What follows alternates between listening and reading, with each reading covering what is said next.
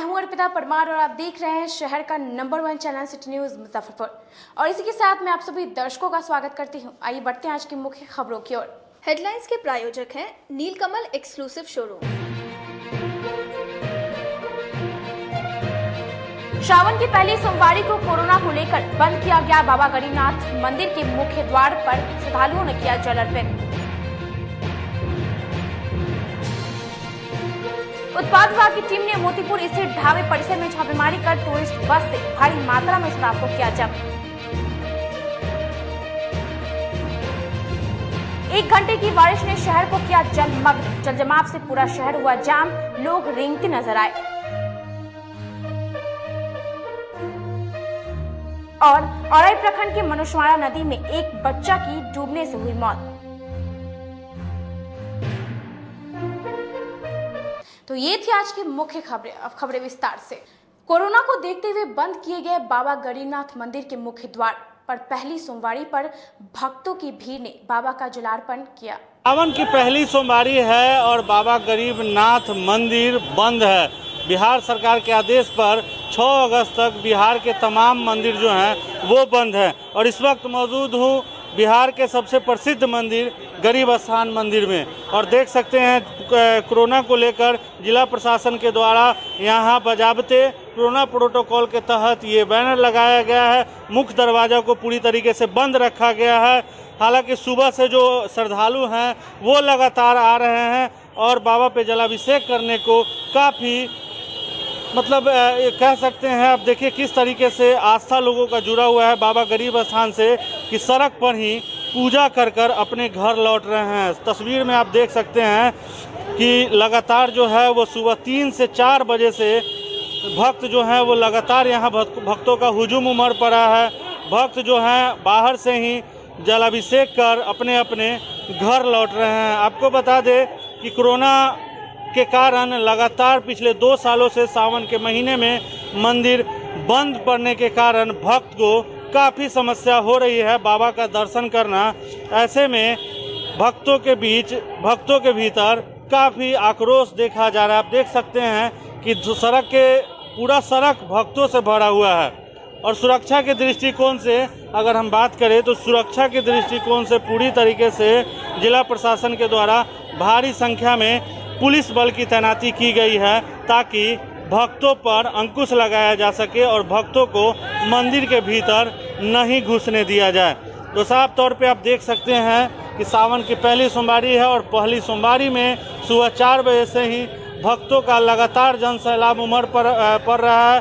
हालांकि मंदिर प्रशासन और जिला प्रशासन के सहयोग से उन भक्तों पर अंकुश लगाया जा रहा है। कोरोना संक्रमण को लेकर भले ही सरकार ने श्रावणी मेला पर रोक लगा दी है, राज्य के सभी मंदिर के खुलने पर 6 अगस्त तक रोक प्रभावी है, जिसकी वजह से राज्य के सभी प्रसिद्ध शिवालयों में भक्तों का प्रवेश पूरी तरह बंद है।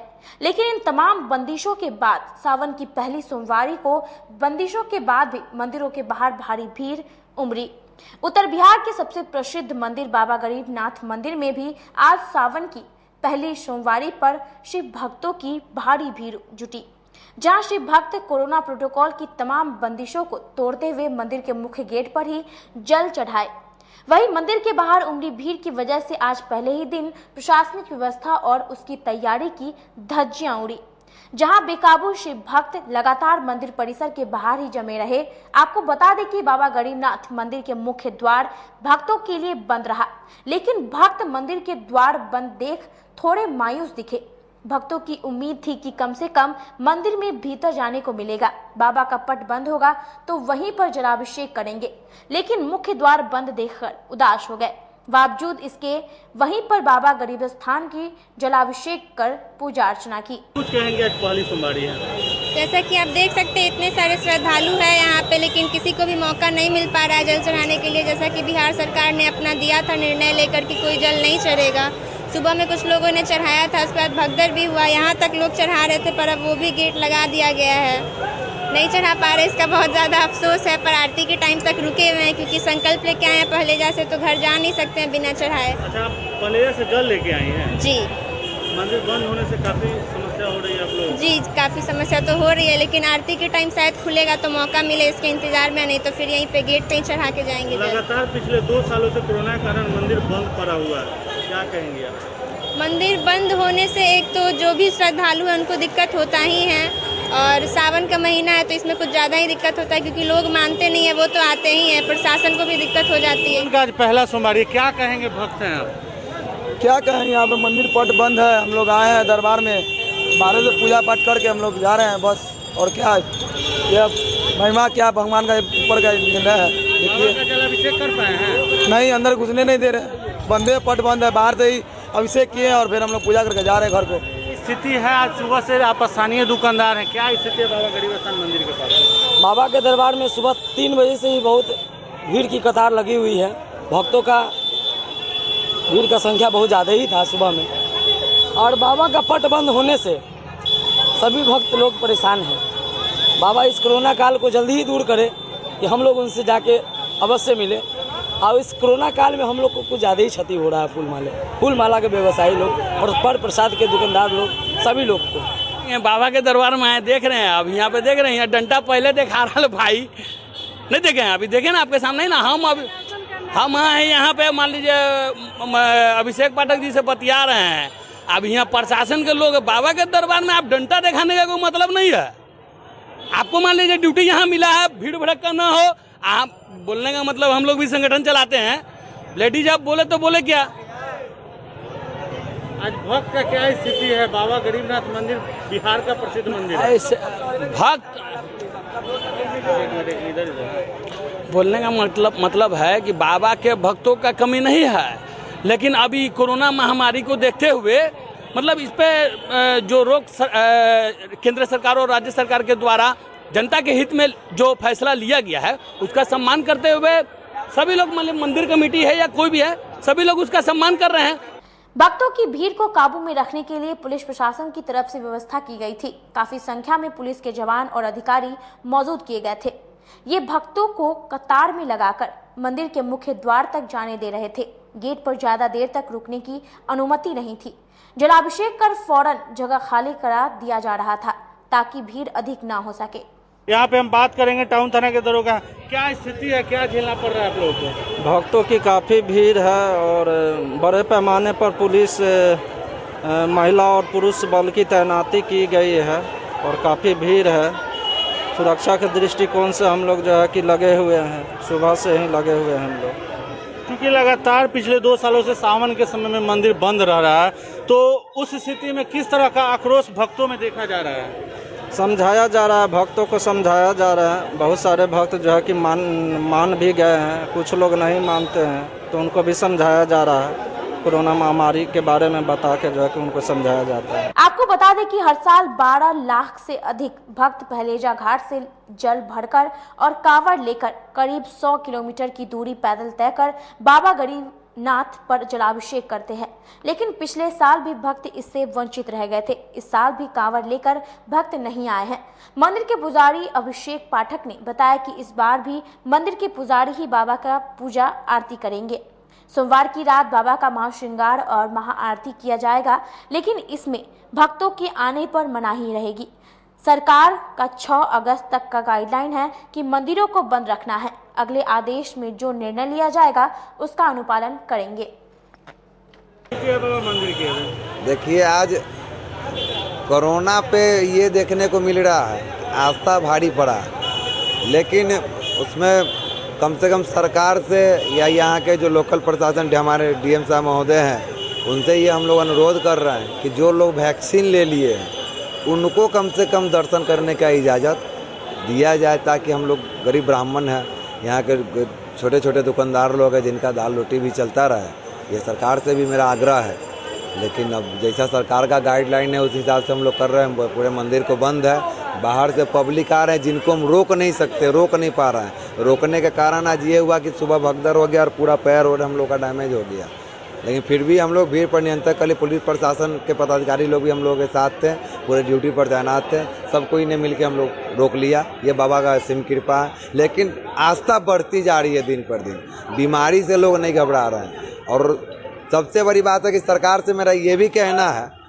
कि सिनेमा हॉल, मॉल और मंदिर, तो सिनेमा हॉल और मॉल से मंदिर को ना जोड़ा जाए, आस्था से ठेस पहुँचता, आस्था को मतलब ठेस पहुँचता है। सावन की आज पहली सोमवारी है, भक्तों का किस तरह से हुजूम हुआ, कितने बजे से भक्तों का अभी तक? भक्तों का हुजूम तो हम रात्रि 1 बजे से ही देख रहे हैं, लेकिन अंदर कोई एंट्री नहीं है, किसी का नहीं। नित्य दिन जो आरती पूजा करने वाले हैं महंत पुजारी यहाँ के बस वही लोग हैं, बाकी बाइली कोई नहीं है। सुबह से अभी तक कितने लोग जलाभिषेक सड़क से ही मंदिर तक कितने लोग करके होंगे? ये आंकड़ा हम क्या बताएं, सुबह से लगभग 10,000 लोग समथिंग कर लिए होंगे जलाभिषेक। किस तरह से आक्रोश देखा जा रहा है, क्योंकि लगातार कोरोना के कारण पिछले 2 सालों से मंदिर बंद पड़ा है सावन के समय? बहुत बुरा इसका हम लोगों को झेलना पड़ता है, ऐसा झेलना पड़ता है कि बहुत गंदा बात सुनना पड़ता है हम लोगों को। लोग बोलते हैं कि ये पंडित पैसा लेके घुसाता है वो पर, लेकिन आप लोग मीडिया वाले और देख रहे हैं कि कौन पंडित लोग यहाँ क्या कर रहे हैं। किसी को किसी से कोई मतलब नहीं है। लोग अपना बाहर से हम समझा नहीं सकते, देहात से लोग आते हैं, समझाने जाएंगे तो उल्टा बात सुनेंगे, ऐसे भी बात सुन रहे हैं कि सब पंडित लोगों का कला। लेकिन सरकार इस पे मानने को और सुनने को तैयार नहीं है, खासकर ब्राह्मण वर्ग के लोग को देखने को तैयार नहीं है। इस पे थोड़ा सा दुख होता है कि कम से कम पुजारी लोगों को देखा जाए, छोटे छोटे दुकानदार को देखा जाए। इसके लिए हम सरकार से और अपने डीएम साहब से गुजारिश करेंगे कि बाबा पे कम से कम इतना ध्यान। जो लोग आपको देख रहे हैं उनसे क्या अपील रहेगी, क्योंकि सावन में 4 हाँ, लोगों से ये मेरा अपील है कि सरकार के गाइडलाइन के हिसाब से चले। अगर मंदिर बंद है तो मंदिर बंद है, इसमें ना पुजारी कुछ कर सकते हैं ना किसी का पावर और पैर भी कुछ कर सकता है। मंदिर बंद है तो बंद है, घर में रहें और बाबा को घर से ही याद करें, या फिर छोटा जो शिव मंदिर है, बहुत जो श्रद्धालु लोग हैं जहाँ भीड़ कम होती है, जहाँ लोग कम जाते हैं, वहाँ जाके अपने श्रद्धा को अर्पित कर सकते हैं। यह लोगों से मेरा अनुरोध है। लेकिन यहाँ गरीबनाथ मंदिर पूर्ण रूप से बंद है और यहाँ कोई पावर कोई पैर भी नहीं चलता, ये बाबा का कृपा है। उत्पाद विभाग की टीम ने मोतीपुर NH 28 स्थित ढाबा परिसर में छापेमारी कर एक लग्जरी टूरिस्ट बस से भारी मात्रा में शराब को जब्त किया। बिहार में कहने को तो शराब बंदी है, लेकिन शराब तस्कर लगातार नए हथकंडे अपनाकर बड़ी खेप मंगवा रहे हैं। ताजा मामला मुजफ्फरपुर का है, जहां उत्पाद विभाग की टीम ने गुप्त सूचना के आधार पर NH 28 किनारे मोतीपुर स्थित ढाबे की पार्किंग में छापेमारी कर एक लग्जरी टूरिस्ट बस से भारी मात्रा में शराब जब्त की है, जिसकी अनुमानित कीमत लाखों में आंकी जा रही है। उत्पाद विभाग के इंस्पेक्टर अभिनव कुमार ने बताया कि गुप्त सूचना मिली थी कि हरियाणा से एक लग्जरी टूरिस्ट बस विदेशी शराब को लेकर मुजफ्फरपुर आ रही है, जिसके बाद टीम ने गश्ती तेज की और छानबीन के क्रम में अहले सुबह बस को चिन्हित कर छापेमारी की गई।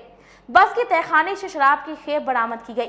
वहीं टीम के द्वारा ढाबा संचालक से पूछताछ करने पर पता चला कि 3 लोग बस को लाकर खड़ा किए थे और अगले दिन वापस हरियाणा लौटने की बात कही थी। उत्पाद विभाग की टीम ने बस को जब्त कर लिया है और रजिस्ट्रेशन नंबर व बस पर अंकित मोबाइल नंबर के आधार पर शराब कारोबारी की पहचान करने में जुटी हुई है। बिहार में शराबबंदी को लागू हुए 5 साल बीत चुके हैं, इसके बावजूद भी शराब माफिया तरह तरह के हथकंडे अपनाकर शराब का कारोबार कर रहे हैं। हम तस्वीरों में आपको दिखाना चाहेंगे किस तरह उत्पाद विभाग का ये कार्रवाई है। टूरिस्ट बस है जो कि हरियाणा से मुजफ्फरपुर आ रही थी, उसी क्रम में उत्पाद विभाग को गुप्त सूचना मिला और उत्पाद विभाग ने बड़ी कार्रवाई करते हुए ये टूरिस्ट बस को जब्त कर लिया है। इसमें भारी मात्रा में शराब बरामद की गई थी, मतलब छुपा के बस के तहखाने में छुपा कर शराब लाई जा रही थी। यहाँ उत्पाद विभाग के पुलिस पदाधिकारी हैं, उन्हीं से बात करते हैं कि कितना टफ होता है, कैसे सूचना मिली थी। बिहार में पूर्ण शराबबंदी है और इसको सफल बनाने हेतु बहुत ही चौकसी बरतनी पड़ती है। इसी क्रम में देर रात्रि की एक सूचना प्राप्त हुई कि देर रात्रि हरियाणा से एक बस अवैध विदेशी शराब को लेकर के बिहार में एंट्री करेगी और बिहार के मुजफ्फरपुर शहर में, इसलिए चौकसी करते हुए गश्ती बढ़ा दी गई। और इसी क्रम में सूचना प्राप्त हुई कि जो एक बस है या तो वो मोतीपुर थाना क्षेत्र के किसी ढाबे के किनारे हो सकती है या फिर सुधा डेयरी के सामने खड़ी हो सकती है। तो हर जगह पे छानबीन की गई और इसी छानबीन के क्रम में सुबह करीबन 4:30 बजे इस बस की पहचान कर ली गई और जब इसका डिग्गी खोला गया तो अवैध विदेशी शराब की बरामदगी। आसपास के जो लाइन होटल के संचालक थे उनसे बातचीत हो पाई, कब से ये गाड़ी वहाँ खड़ी थी, शराब कहाँ जा रही थी, डिटेल मिल पाया? ढाबे के मालिक की जिम्मेवारी होती है कि जो भी गाड़ी खड़ी करवाते हैं वो किसी अवैध वस्तु के साथ वहाँ नहीं हो। तो इसी क्रम में ढाबा मालिक से बातचीत की गई। उन्होंने बताया कि 3 लोग आए थे जो कि बस से जुड़े हुए हैं और वहाँ पे दोपहर को करीब 3 बजे वो बस वहाँ पर लेकर के आए और बोला कि आप इसे रात भर के लिए खड़ी करिए और अगले दिन सुबह बस जो है वापस हरियाणा की तरफ रवाना होने वाली थी। तो रात के समय योजना थी कि शराब को अनलोड किया जाएगा। कितना शराब है और बस के कहाँ छिपा कर रखे हुए हैं? बस के अंदर 2 तहखाना बनाया गया था, एक पीछे डिग्गी वाले हिस्से में और एक बस के साइड में तहखाना बनाया गया था। शराब की मात्रा 68 कार्टन है जो कि लगभग 650 लीटर के आसपास होती है। बाजार में इसकी क्या मूल्य होगी? बाजार में इसकी कीमत 4 से 5 लाख के बीच आंकी जा रही है। बार बार देखा जा रहा है कि बिहार पुलिस के रहते मद्य निषेध द्वारा लगातार कार्रवाई करके शराब पकड़ा जा रहा है। कितना टफ होता है आप लोगों को ये? माफिया जो है अगर किसी तरीके में वो असफल होते हैं बार बार तो वो नए नए तरीके को ईजाद करते हैं। तो हम लोगों को भी इस क्रम में नए नए तरीक़ों से मतलब नए नए उपायों से उस शराबबंदी को लागू कराना होता है। तो इसी क्रम में बहुत ही काम तो चुनौतीपूर्ण है, पर इसके बावजूद भी हमें इस चुनौती को लेकर का सामना करते हुए शराबबंदी को लागू कराना है। स्थानीय थाना से सहयोग मिल पाता है आप लोगों को छापेमारी में? एक्चुअली छापेमारी का काम इतनी जल्दी में किया जाता है कि ज़्यादा सहयोग लेने का समय नहीं मिल पाता है। पर यह बात है कि थाना का सहयोग हमेशा प्राप्त होता है। उनसे किसी तरह का कोई इनपुट चाहिए होता है या बल की आवश्यकता होती है तो वो हमेशा तैयार रहते हैं बल प्रोवाइड करने के लिए। शराब कारोबारी बस संचालक की पहचान वगैरह हो गया?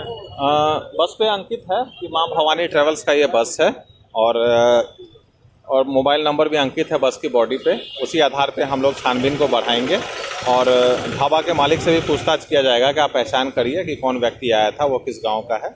उसी आधार पे हम लोग छानबीन करते हुए असली जो भी गुनहगार हैं उस तक पहुंचने की कोशिश करेंगे। बिल्कुल, तो ये थे उत्पाद विभाग के पुलिस पदाधिकारी। हम एक बार फिर से वो बस को दिखाना चाहेंगे कि देखिए किस तरीके से बस के जो तहखाने हैं उसमें भारी मात्रा में शराब कैसे इसी में छुपा कर लाए जा रहे थे। उत्पाद विभाग के द्वारा लगातार जो है शराब कारोबारियों के खिलाफ विशेष अभियान चलाया जा रहा है और विशेष अभियान के दौरान ही लगातार उत्पाद विभाग की टीम छापेमारी कर कार्रवाई करे। हालांकि इस मामले में अभी तक किसी की गिरफ्तारी नहीं हुई है, लेकिन बस संचालक को चिन्हित कर शराब कारोबारी को चिन्हित किया जाएगा। मैं अपने सहयोगी रिकेश चंद्रा के साथ सोनू शर्मा, सिटी न्यूज़, मुजफ्फरपुर। औराई प्रखंड के पर्री गांव के समीप मनुस्मारा नदी के बाढ़ के पानी में बच्चे की डूबने से मौत हो गई। घटना के बाद पूरे गांव में कोहराम मच गया। जिले के औराई प्रखंड के अंतर्गत पर्री गांव में रविवार की शाम करीब 3 बजे के क्रम में मनुस्मारा नदी में दिलखुश कुमार पिता कमलेश अदा को डूब जाने से मौत हो गई। मृतक का शव अहले सुबह मिली और शव मिलने के बाद परिवार में कोहराम मचा हुआ है।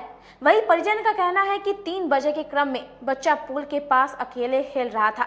देर शाम तक बच्चा घर नहीं लौटा तो परिजन खोजबीन शुरू कर दी तो पता चला कि मृतक का कपड़ा पुल के पास रखा हुआ था। तब ग्रामीण द्वारा मनुस्मारा नदी में देर शाम तक खोजबीन किया गया। ग्रामीण के अथक प्रयास के बाद नहीं मिला बच्चा तो अहले सुबह 4 बजे ग्रामीण द्वारा पुल के पास शव को देखा गया तो स्थानीय थाना को सूचना दिया गया तो मदन राम बेदौल ओपी प्रभारी घटनास्थल पर पहुंचकर शव को पोस्टमार्टम के लिए एसकेएमसीएच भेज दिया। है से 3 बजे के बाद में हजूर कोई न सब मार्केट गए, उसी वक्त हुआ, कोई न देखा उसको। कब मिला लाश? कब मिला? मिला है 4 बजे भोर में हजूर। टोक्यो ओलंपिक के दौरान भारतीय महिला खिलाड़ी के प्रदर्शन और हौसला अफजाई को लेकर आरबीबीएम कॉलेज के प्राचार्य ममता रानी ने विक्ट्री पंच दिखाया। टोक्यो ओलंपिक के दौरान भारत की महिला खिलाड़ी के द्वारा तलवारबाजी में भवानी देवी ने ट्यूनीशिया की नाजिया बेन अजीजा को हराया। हालांकि वह अगला मुकाबला हार गई और उनके अभियान का अंत हो गया। वहीं तीरंदाजी में भारतीय पुरुष टीम ने कजाकिस्तान को 6-2 से हराकर क्वार्टर फाइनल में एंट्री की, जहां उसका मुकाबला दक्षिण कोरिया से हुआ। कोरियाई टीम ने यह मुकाबला 6-0 से जीत लिया और भारत की पुरुष टीम के सफर का अंत हो गया।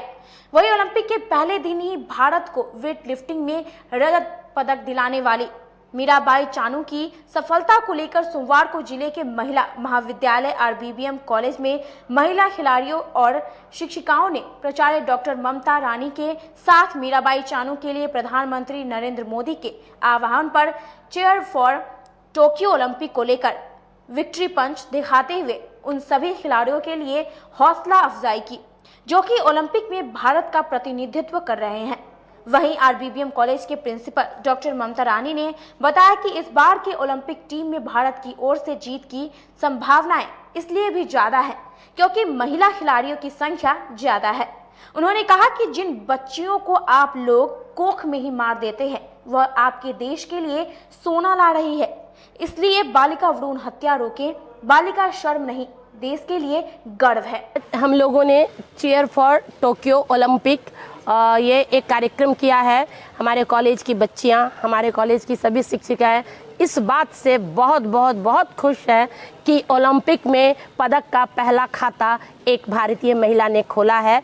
इसलिए हम लोग चानू को बहुत बधाई देते हैं। साथ ही मैं कहना चाहूँगी कि इस देश की 135 करोड़ की जनसंख्या में महिलाओं ने देश का नाम ऊंचा किया है। मैं एक महिला कॉलेज की प्राचार्य हूं और इन बातों से हमारी बच्चियों को भी प्रेरणा मिलती है, मुझे भी प्रेरणा मिलती है। आप बच्चियों को जला देते हो, कोख में मार देते हो, जुल्म करते हो, ऑनर किलिंग करते हो और वो बच्चियां आज ऑनर दिला रही हैं देश को। वो बच्चियां आज सोना ला रही हैं देश के लिए, वो बच्चियां आज चांदी ला रही हैं देश के लिए। मैं यही कहूँगी कि ये बेटियां ही असल धन है और इनकी कद्र करे समाज। और मैं चाहती हूँ कि पीवी सिंधु, मेरी शुभकामनाएं हैं, हम तमाम लोगों की शुभकामनाएं हैं कि पीवी सिंधु, मोनिका बत्रा, मेरी कॉम, ये सभी ओलंपिक से पदक लेकर के लौटे और हम महिला शक्ति का नाम पूरे विश्व में रोशन करें। जेडीयू ट्रेडर्स प्रकोष्ठ के जिलाध्यक्ष ने पानी व्यवसायियों के साथ बैठक की। जिला जेडीयू ट्रेडर्स प्रकोष्ठ के जिलाध्यक्ष एडीबी अनुभव मुकेश महथा जी का जिले के 200 से अधिक पानी व्यवसायियों के साथ आज बैठक हुई, जिसमें उन पर नगर निगम के द्वारा जो टैक्स निर्धारित किया गया है इससे व्यवसायियों में विरोध है और नगर निगम के द्वारा भेजी गई नोटिस पर तत्काल रोक पर चर्चा हुई और अपनी इन्हीं समस्या के लिए ये व्यवसाय वर्ग अपनी बातों को जिला ट्रेडर्स के जिलाध्यक्ष एडीबी अनुभव मुकेश महथा जी के समक्ष रखें। वक्त हो चला है छोटे से ब्रेक का, बने रहिए हमारे साथ, देखते रहिए सिटी न्यूज मुजफ्फरपुर।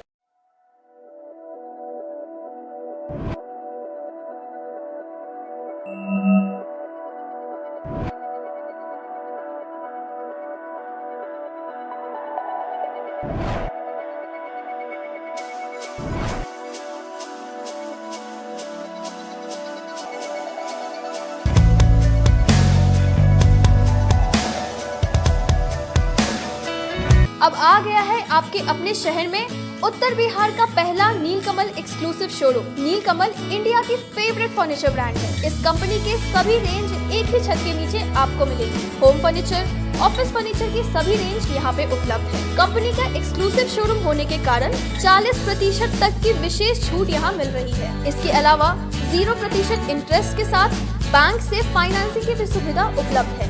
तो देर मत कीजिए, एक बार हमारे यहाँ अवश्य पधारें।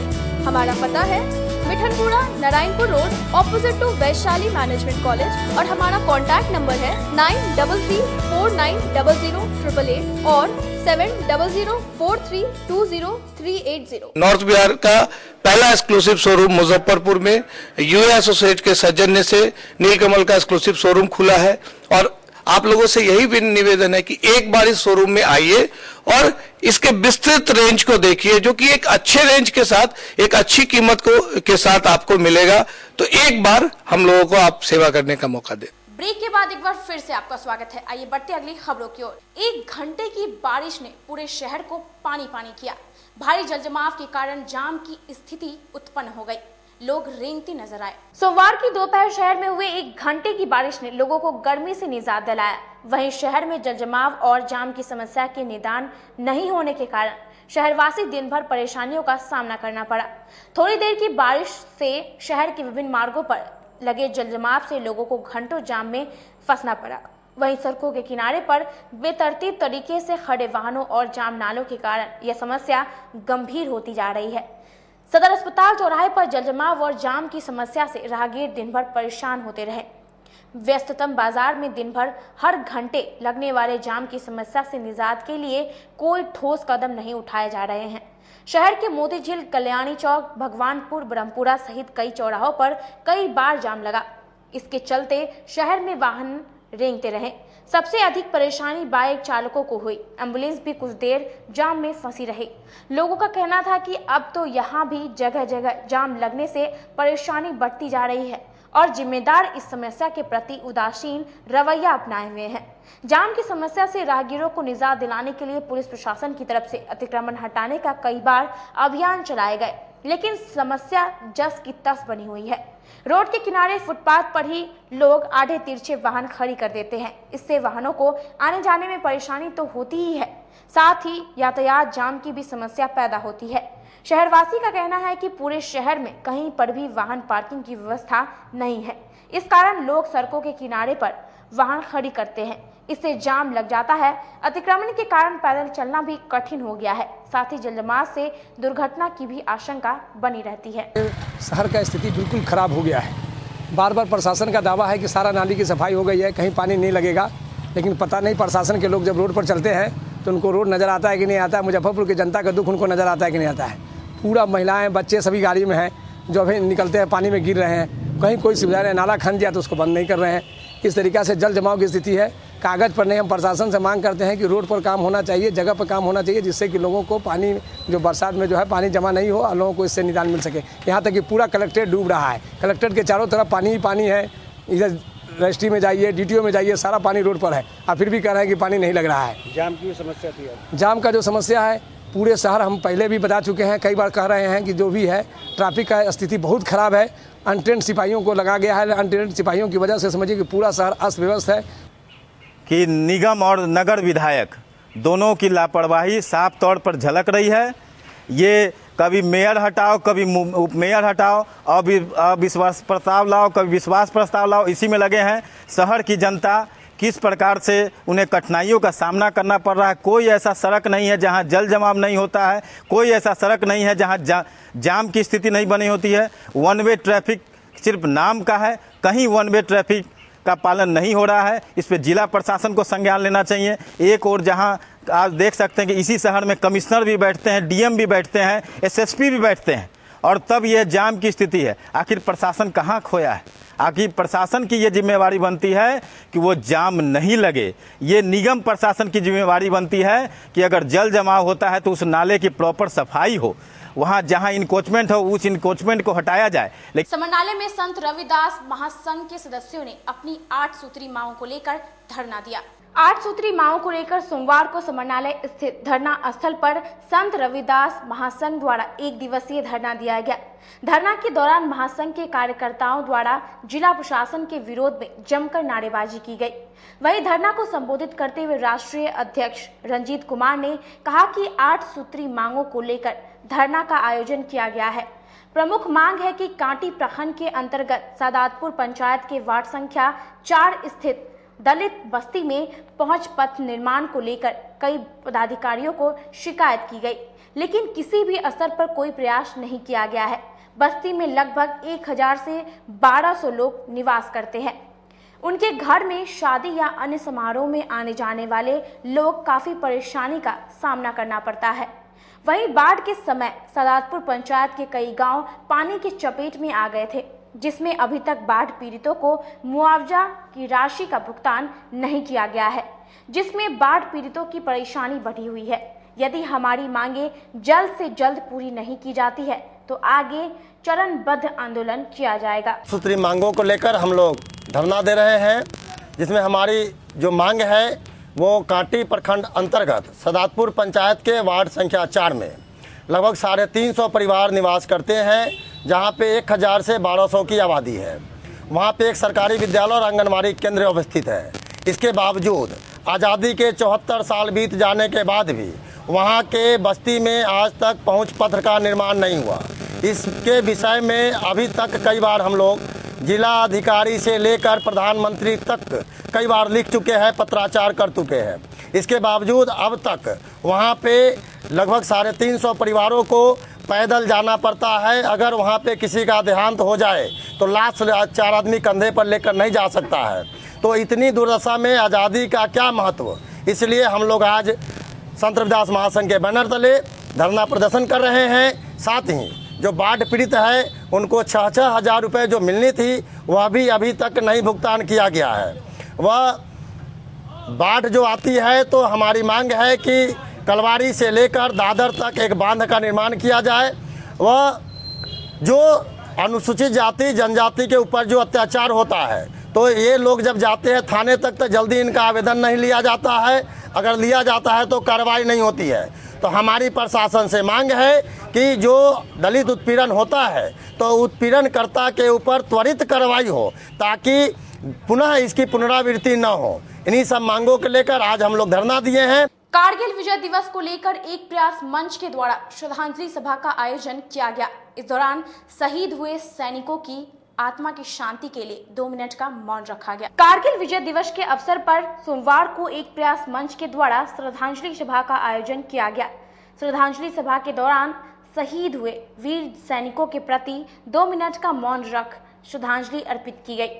मंच के संस्थापक संजय रजक ने बताया कि कारगिल विजय दिवस स्वतंत्र भारत के लिए महत्वपूर्ण दिवस है। आज पूरा देश कारगिल विजय दिवस के रूप में 22वीं वर्षगांठ मना रहा है। आज के दिन 26 जुलाई 1999 को भारत ने कारगिल युद्ध में विजय हासिल की थी।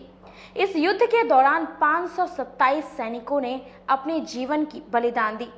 इसमें अपने शहर के 2 महान वीर माधोपुर सुस्ता के प्रमोद और मरवन फंदा के सुनील ने अपनी कुर्बानी दी थी। हुए हैं उनकी जरा याद करो कुर्बानी। आज एक प्रयास मंच के द्वारा कारगिल विजय दिवस की 22वीं वर्षगांठ पर श्रद्धांजलि कार्यक्रम का आयोजन किया गया।